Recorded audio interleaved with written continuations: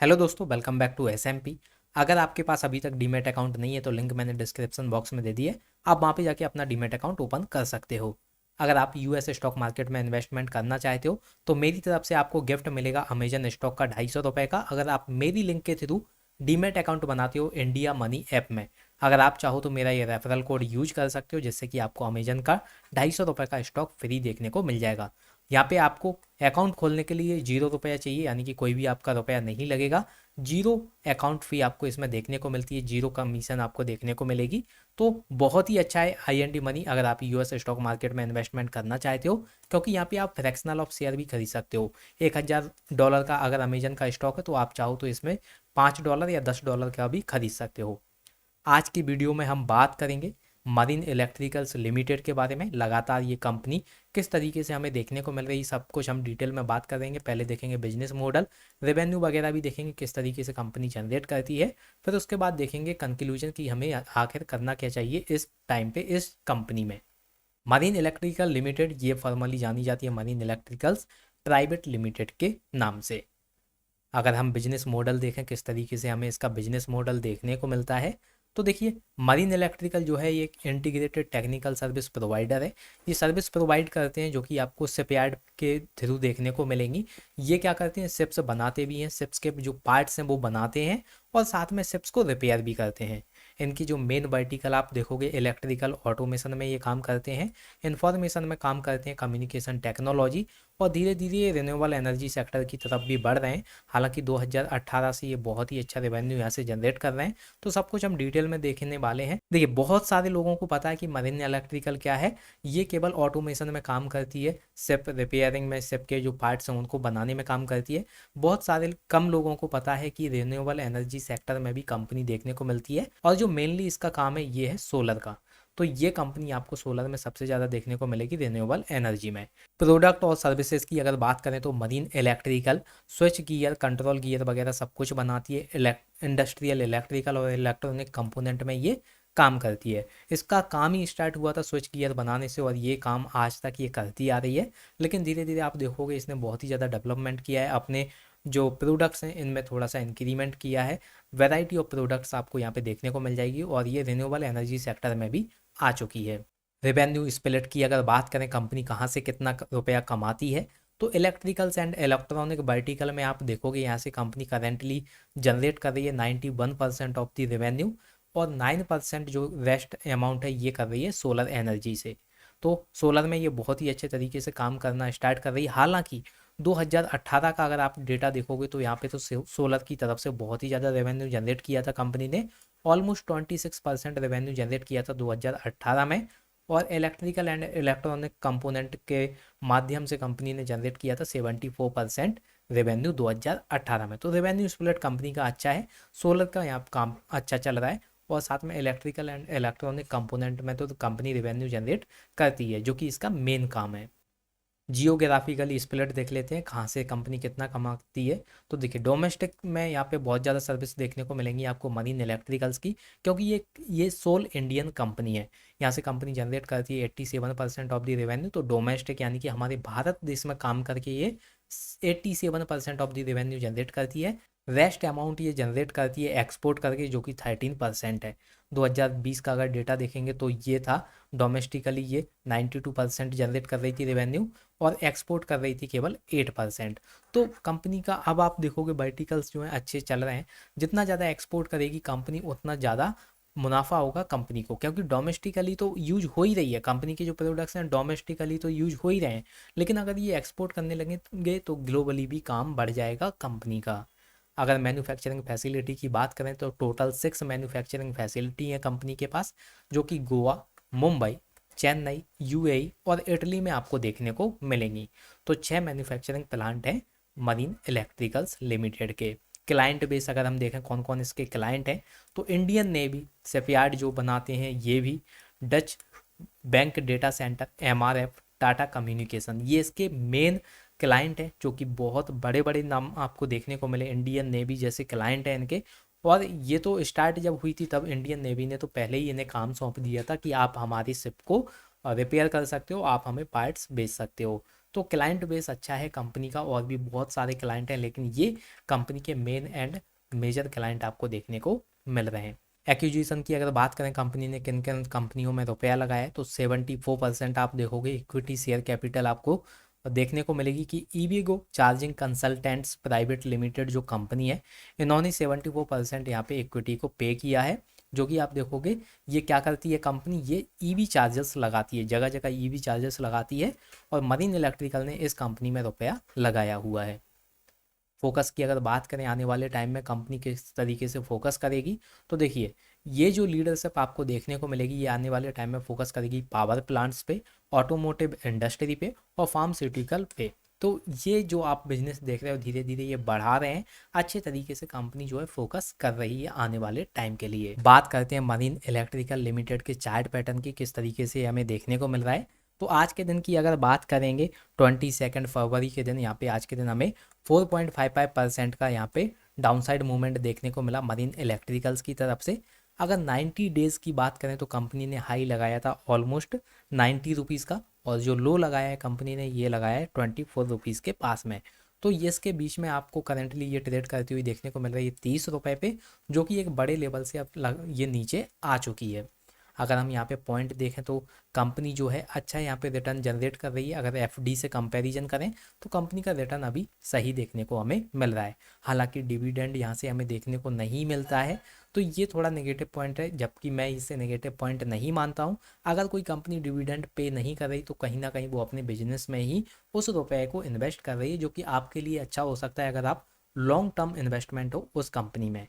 Entry point की अगर बात करें तो करंटली जो स्टॉक है आपको अच्छे लेवल पे देखने को मिल रहा है, और कोई भी इसमें एएसएम या जीएसएम लिस्ट देखने को नहीं मिल रही है। स्टॉक जो है एएसएम और जीएसएम लिस्ट में नहीं है। स्मॉल कैप ये कंपनी आपको देखने को मिलेगी, और इसकी वॉलेटिलिटी है 3.79%। ये company electrical components and equipment में आपको देखने को मिलती है। आज के दिन की अगर बात करें तो कंपनी ने जो स्टॉक को क्लोज किया है ये किया है 30:30 पे। 3:30 पे मार्केट बंद होता है और 30:30 पे इसका स्टॉक क्लोज होता है। तो नंबर आपको सिमिलर देखने को मिल रहे हैं, लेकिन लगातार ये स्टॉक जो है नीचे ही आता जा रहा है। आज के दिन 1 रुपये 55 पैसे का आपको इसमें डाउनसाइड मूवमेंट देखने को मिला, और लगातार लोगों के क्वेश्चन आ रहे हैं कि ये लगातार नीचे जा रही है कंपनी, तो हमें इसमें क्या करना चाहिए। पहले हम देखेंगे कि 1 ईयर का जो आपको नंबर्स देखने को मिल रहा है ऑलमोस्ट 44.81% ये डाउनसाइड मूवमेंट कर चुकी है। एक टाइम पे ये 90 रुपये तक पहुंच चुकी थी, 90 रुपये का हाई लगा चुकी थी। यहाँ पे आप देखोगे ऑलमोस्ट दिसंबर में इसने अच्छा प्राइस एक्शन यहाँ पे दिखाया, बहुत अच्छा यहाँ पे रिवर्सल देखने को मिला, फिर उसके बाद भी लगातार ये स्टॉक जो है नीचे आता जा रहा है। तो आपको करना क्या चाहिए इस टाइम पे, हम ये लास्ट में समझेंगे। कंक्लूजन जब कंक्लूजन में बात करेंगे तो हम बात करेंगे कि क्या आपको यहाँ पे करना चाहिए। फिलहाल हम देखेंगे मार्केट कैप कितना है कंपनी का, ये है 373 करोड़ का। नंबर ऑफ शेयर है कंपनी के स्टॉक मार्केट में 12 करोड़ 27 लाख। एबिटा है यानी कि earning before interest tax depreciation and amortisation, ये इसका फुल फॉर्म है। ये चल रहा है अभी 13.03 पे। जब भी ये 10 के ऊपर होता है तो ये अच्छा माना जाता है। हालांकि ऐसा नहीं है कि अगर ये 10 के ऊपर है तो जाओ जाके स्टॉक को खरीद लो, नहीं ऐसा नहीं है। लेकिन एक पॉइंट अगर माना जाए तो यहाँ पे अगर 10 के ऊपर ये होता है एबिटा, तो फिर अच्छा माना जाता है स्टॉक। बात करें अगर कुछ लिमिटेशंस की हमें क्या क्या देखने को मिल रही हैं, तो पास्ट कुछ 3 ईयर्स का आप डेटा देखोगे तो प्रॉफिट ग्रोथ आपको नेगेटिव में देखने को मिलेगी, रेवेन्यू ग्रोथ भी आपको नेगेटिव में देखने को मिलेगी। आरओई बहुत ज़्यादा कम है, 5.88% है लास्ट 3 ईयर्स की। कंपनी के हाई डेप्टर डेज आपको देखने को मिलेंगे 226.90 दिन के, और company has contingent liabilities of 103.69 crore. अब बात करें अगर सेल्स ग्रोथ की डिटेल में, तो यहाँ पे आप देखिए कंपनी की जो सेल्स ग्रोथ है एक साल की ये है नेगेटिव में -2.94%, जो कि ठीक है नेगेटिव में हमें देखने को मिल रही है। लेकिन यहाँ पे बहुत अच्छा नंबर हम एक्सपेक्ट कर सकते थे कि ये जो है अब मार्केट खुलने के बाद जो सब चीज़ें चलने लगी उसके बाद ये जो नंबर्स हैं आपको प्लस में पॉजिटिव में देखने को मिलेंगे, लेकिन ऐसा नहीं हुआ। लास्ट 3 ईयर्स के नंबर भी आपको नेगेटिव देखने को मिलेंगे, नेगेटिव 11.43%। 5 ईयर का डेटा जो है 0.66%। तो केवल 5 ईयर का डेटा पॉजिटिव है, और वो भी कितना 0.66%। तो सेल्स ग्रोथ कुछ अमेजिंग है नहीं कंपनी की, क्योंकि मेरे हिसाब से शिप में इतना काम होता नहीं है। अगर मान लीजिए इंडियन नेवी के पास 6 शिप हैं तो केवल 6 में ही काम चलेगा। अगर रिपेयरिंग होनी है तो 6 शिप में होगी, और पार्ट चाहिए तो 6 शिफ्ट के लिए ही पार्ट चाहिए होंगे। तो यहाँ पे बहुत ज़्यादा आप देखोगे एक्सपेक्ट नहीं कर सकते हम कि सेल्स ज़्यादा बढ़ जाएंगी, क्योंकि शिप तो उतनी ही है। जो जहाज़ हैं, अगर 6 के 6 जहाज़ हैं तो उनमें कितना ही काम निकलेगा। इसीलिए हो सकता है कंपनी इसी वजह से वर्टिकल अपने चेंज कर रही हो बिजनेस के, रिन्यूएबल एनर्जी में जाने की कोशिश कर रहे हैं। और 2018 में तो बहुत ही अच्छे तरीके से कंपनी रेवेन्यू जनरेट कर रही थी रिन्यूएबल एनर्जी से, और ये रिन्यूएबल एनर्जी में मेनली काम करते हैं सोलर एनर्जी में। अगर आरओई की बात करें, रिटर्न ऑन इक्विटी की, तो एक साल का नंबर आप देखोगे 6.03% है। ऑलमोस्ट आपको एफडी के बराबर यहाँ पे रिटर्न देखने को मिल रहा है। 3 इयर्स की अगर बात करें तो ये भी ऑलमोस्ट आपको एफडी के बराबर ही देखने को मिल रहा है, 5.88%। 5 इयर्स का अगर डेटा देखें तो ये आपको एबव देखने को मिल रहा है, 10.18% देखने को मिल रहा है। तो ये हमें फिर भी अमेजिंग देखने को नहीं मिला। रिटर्न ऑन इक्विटी बहुत ज़्यादा कम इसमें हमें देखने को मिली है। प्रॉफिट ग्रोथ की अगर बात करें, क्योंकि देखिए पहले रिटर्न ऑन इक्विटी की मैं ये समझते हैं, अगर इतना रिटर्न मिल रहा है तो इससे अच्छा है कि आप एफडी में रुपया लगा दो। इसमें आपको 6% रिटर्न मिलता है, लेकिन यहाँ पे सिक्योरिटी होती है कि आपको रिटर्न मिलेगा ही मिलेगा। अगर स्टॉक में आप रुपया लगाओगे ऐसे वाले स्टॉक में, तो कोई गारंटी नहीं होती कि आपको इतना रिटर्न मिल जाएगा, और गारंटी के साथ मिल जाएगा। लेकिन एफडी में गारंटी होती है। तो आरओई आपको अब फिलहाल में अच्छा देखने को नहीं मिल रहा है। प्रॉफिट ग्रोथ की अगर बात करें तो कंपनी का प्रॉफिट ग्रोथ अभी चल रहा है 64.92%। लास्ट 3 इयर्स का नेगेटिव में हमें देखने को मिल रहा है -12.6%। 5 इयर्स का भी नेगेटिव में है -0.2325%। अगर हम क्वार्टरली रिजल्ट की बात करें, किस तरीके से हमें नंबर्स देखने को मिले Q3 के, यानी कि दिसंबर 2021 के, तो कंपनी ने सेल्स जनरेट की 98.66 करोड़ की। जो कंपनी ने टोटल खर्चा किया, जो सामान बेचा, पार्ट्स वगैरह बेचे, रिपेयरिंग की, तो उसमें कुछ ना कुछ एक्सपेंडिचर होता है, आने जाने का खर्चा, जो आप प्रोडक्ट बना रहे हो, रॉ मटेरियल वगैरह ले रहे हो, उसका खर्चा। तो ये कंपनी ने किया पूरा 90 करोड़ का, 90 करोड़ 9 लाख का। तो यहाँ से कंपनी ने ऑपरेटिंग प्रॉफिट जनरेट किया 8.57 करोड़ का। अगर टैक्स वगैरह, डेप्रिसिएशन कॉस्ट वगैरह सब कुछ निकाल दें तो कंपनी यहाँ पे प्रॉफिट बनाती है 4 करोड़ 40 लाख का। तो यहाँ पे कंपनी आप देखोगे अदर इनकम से भी जनरेट करती है मनी 1.35 करोड़। तो प्रॉफिट आफ्टर टैक्स आपको 4.40 करोड़ का देखने को मिल रहा है। अगर ये हम कंपैरिजन करें लास्ट ईयर के दिसंबर मंथ से, तो यहाँ पे आपको देखने को मिलेगा कि यहाँ पे 1 करोड़ 77 लाख है, जो कि आज की डेट में आपको ये नंबर अच्छे देखने को फिलहाल में मिल रहे हैं। लेकिन प्रॉफिट कभी भी कंपनी का बहुत अमेजिंग नहीं हुआ है। ऐसा नहीं हुआ है कि अनएक्सपेक्टेड चला जाए। हम एक्सपेक्टेड कर रहे हैं कि 5 करोड़ होगा, लेकिन ये 10-10 करोड़ पे पहुंच जाए, तो ऐसा कभी हमें फिलहाल में देखने को तो नहीं मिला है। प्रॉफिट और लॉस की अगर बात करें, करेंट ईयर का अगर प्रॉफिट और लॉस हम देखें तो फिलहाल में नेट प्रॉफिट चल रहा है कंपनी का 7 करोड़ 83 लाख का। मार्च 2020 का, मतलब 2020 का अगर डेटा देखें तो 4 करोड़ 75 लाख का था। 2019 में 7 करोड़ 78 लाख का था। 2018 में सबसे ज़्यादा नंबर हमें देखने को मिले थे 11 करोड़ 72 लाख के। और यही टाइम था जब 26% रेवेन्यू जनरेट होता था कंपनी का सोलर एनर्जी से। तो यहाँ पे कंपनी ने अच्छा परफॉर्मेंस किया था 2018 में। उसके बाद आपको यहाँ पे थोड़ा सा नेगेटिव परफॉर्मेंस देखने को मिला है। 2019 में भी नेगेटिव ही आपको देखने को मिलेगा। अगर 2018 से कंपैरिजन करोगे तो बहुत अच्छा देखने को नहीं मिला। जबकि यहाँ पे मार्केट टोटली ओपन था, यहाँ पे कोई भी कोविड नहीं आया, तो कोई भी लॉकडाउन नहीं लगा था। लॉकडाउन जब लगा तब कंपनी ने इतना जनरेट किया, अब मार्केट फिर से खुल चुका है।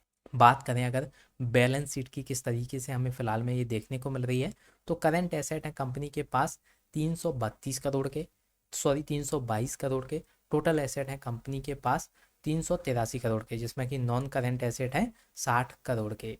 करंट लाइबिलिटीज़ है कंपनी के पास 201 करोड़ की।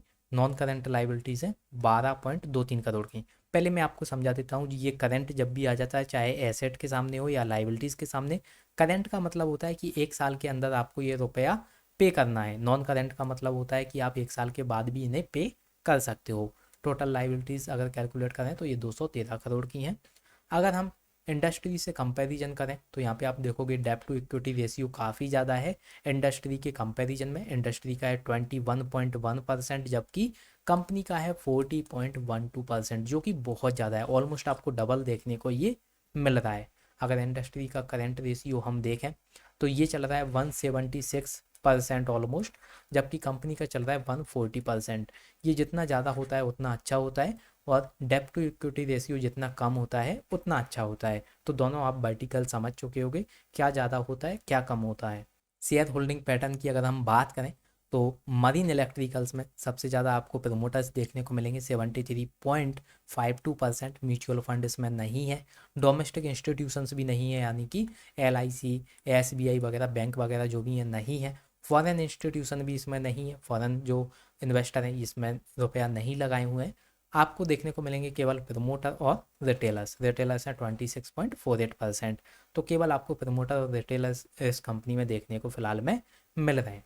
तो ये तो हमने देखा किस तरीके से हमें कंपनी देखने को मिलती है, किस तरीके से कंपनी का बिजनेस चल रहा है, क्या कंपनी काम कर रही है, क्या कंपनी के वर्टिकल्स हैं, कहाँ से कितना रेवेन्यू जनरेट कर रही है, एक्सपोर्ट कितना करती है, इम्पोर्ट कितना करती है, सब कुछ हमने डिटेल में देखा। अब बात करते हैं कि आपको इस टाइम पे करना क्या चाहिए। क्या आपको यहाँ पे इन्वेस्टमेंट करना चाहिए इस कंपनी में या नहीं करना चाहिए। देखिए, आपको इन्वेस्टमेंट करना है किस पर्पज पे करना है, क्या आपको लॉन्ग टर्म के लिए करना है या शॉर्ट टर्म के लिए करना है, ये आप पहले थॉट बना लीजिए आपको किस टाइम के लिए करना है। अगर आपको लॉन्ग टर्म के लिए करना है तब इसका मतलब क्या होता है, आप कंपनी में रुपया लगा दो, साल 2 साल तो आपको देखना ही नहीं है कि कंपनी का स्टॉक जा कहाँ रहा है। क्योंकि देखिए, आप बस एक थोड़ा थोड़ा अंदाज़ा लेते रहिए, कभी महीने में देख लीजिए, कभी 1 महीने में देख लिया कि कंपनी का जो स्टॉक है अभी ठीक चल रहा है। अगर 5-6 रुपए का उतार चढ़ाव भी होता है तो आप उससे आपको इम्पैक्ट नहीं पड़ना चाहिए। जो बड़े बड़े इन्वेस्टर होते हैं वो भी अगर ऐसे घबराने लगे कि 5 रुपए नीचे गया 5 रुपए ऊपर गया तो चलो बेचते हैं चलो खरीदते हैं, ऐसा नहीं चलता। जो लॉन्ग टर्म इन्वेस्टर होते हैं वो इंतज़ार करते हैं। राकेश झुनझुनवाला जी की अगर बात करें, अगर ये चाहते तो ये स्टॉक बेच चुके होते 100 रुपये पे, टाइटन वाला चाहते तो 500 रुपये पे बेच चुके होते, लेकिन नहीं, ये आज भी इंतज़ार करते हैं। टाइटन का जो स्टॉक है 2400 से जब 2000 चला जाता है तब भी ये इसमें है, और जब नीचे गिरता है तब भी ये इसमें है। तो आपको उस तरीके का माइंडसेट भी बनाना होगा कि आपको किस तरीके से इन्वेस्टमेंट करना है। फिलहाल में कंपनी जो है अच्छे लेवल पे हमें देखने को मिल रही है, लेकिन लगातार मार्केट में जो है नेगेटिव सेंटीमेंट हमें देखने को मिल रहा है, तो अभी आपको इसमें बाइंग नहीं करनी है। एक अच्छा टाइम आने दीजिए, अच्छा मार्केट में सेंटीमेंट बनने दीजिए, थोड़ा पॉजिटिव होने दीजिए मार्केट को, तब इसमें हम व्यू बना सकते हैं, आप इसको फिर इसमें इन्वेस्टमेंट कर सकते हो। फिलहाल में आपको इसमें इन्वेस्टमेंट नहीं करना चाहिए, मार्केट में थोड़ी नेगेटिव न्यूज़ ज़्यादा ही फ्लो हो रही हैं। रसिया यूक्रेन की टेंशन्स लगातार बढ़ती जा रही हैं, अगर इनके बीच हमें कोई वॉर देखने को मिलती है तो फिर बहुत ज़्यादा सिचुएशन बिगड़ जाएगी, सारी चीज़ें आपको मार्केट में जो है नेगेटिव देखने को मिलेंगी। तो फिलहाल आप चाहो तो इस कंपनी से थोड़ा सा दूर रह सकते हो। मेरा ओपिनियन यही है कि अभी सही टाइम नहीं है इस कंपनी में इन्वेस्टमेंट करने का, लेकिन फिर भी अगर आप इस कंपनी में रुपया लगाना चाहते हो तो एट दी एंड ये तो आपका डिसीजन है, और अभी अब सही टाइम नहीं है मेरे हिसाब से, तो आप चाहो तो अभी इसमें एंट्री नहीं लेना। और जो लोग खरीद चुके हैं 35 रुपये पे, 33 रुपये पे, 32 रुपये के, इनके लिए लॉन्ग टर्म जो स्टॉप लॉस रहेगा मेरे हिसाब से ये 52 वीक का लो जो लगाया है कंपनी ने, ये स्टॉप लॉस रहना चाहिए, यानी कि 24 रुपीज़ का आप स्टॉप लॉस रख सकते हो। So that's all in this video दोस्तों, मिलते हैं अगली वीडियो में, तब तक आप अपना ख्याल रखें।